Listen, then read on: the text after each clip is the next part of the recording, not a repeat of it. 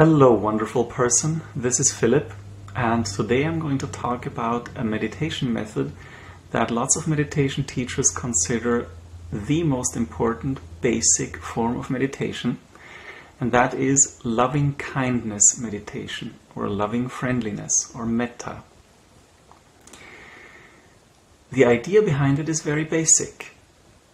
All living beings suffer when there is anger, when there is ill will, when there is hatred, and all living beings want happiness, peace, friendliness, kindness, and love. So by cultivating a mind of limitless loving kindness, we can improve our lives. You can improve your own life and the life of all the people you come in contact with, of all the living beings you come in contact with, and even ones that you don't directly come in contact with, by simply increasing the amount of energy and the amount of time you spend on thoughts of loving kindness, on just a general intention of loving kindness, and also thereby decreasing the amount of energy you feed into anger, hatred, ill will. That is the basic idea behind loving kindness, and what practitioners discover and what I've discovered, once you start doing it, once you start practicing loving kindness on a daily basis, your life transforms in front of your very eyes.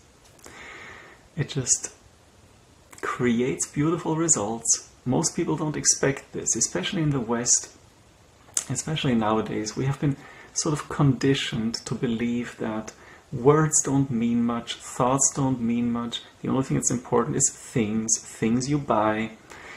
And the reality is, of course, that your mind is what creates your experience.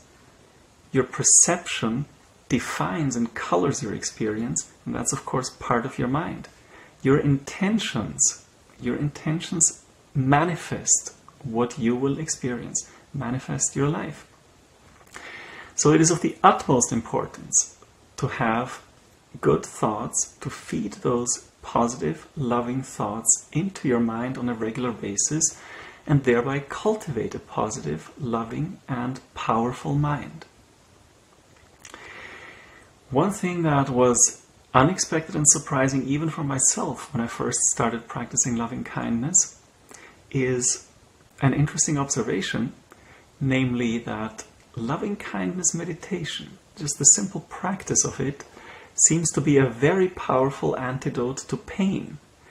And you would expect that this mental cultivation would be an antidote to emotional and mental suffering. But surprisingly, it is also very powerful and very effective against physical pain. I discovered this many years ago when I had a bad sore throat. I didn't really know much about vitamin C at the time. If I had, I would have probably never had that sore throat.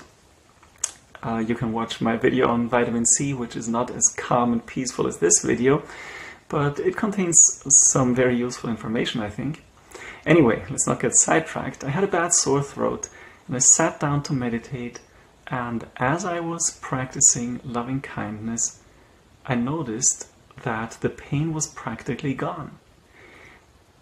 Now, it only lasted while I was focusing on the loving kindness, and then the pain came back, but it didn't come back quite as strongly.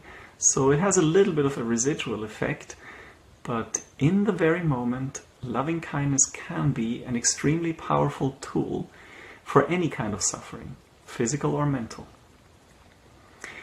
Now, before I go into concrete methods, how to do this, how to get started with loving kindness meditation, I think I'm going to cut this video and have this part, sort of the theory, as its own separate video, and I'm going to put a method, how I practiced and how you can practice, how anyone can practice loving kindness meditation in the next video. This is just a suggestion. Those are words that I came up with on my own. Well, actually, one of my friends, Brian, he was sort of my main meditation teacher at the time. He showed me how he practiced loving kindness, and he encouraged me to modify his method to suit my own needs, my own style, to just use my own wording and my own thoughts.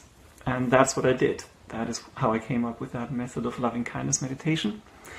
And in the next video, I am just going to do the loving kindness meditation itself. I do this so that if you ever feel like just having a guided meditation, you can put on that video and have your meditation guided by the video without having to hear this discourse on theory before it. So in any case, I hope you find this introduction to loving kindness meditation useful, and I hope to see you soon. Have a good day.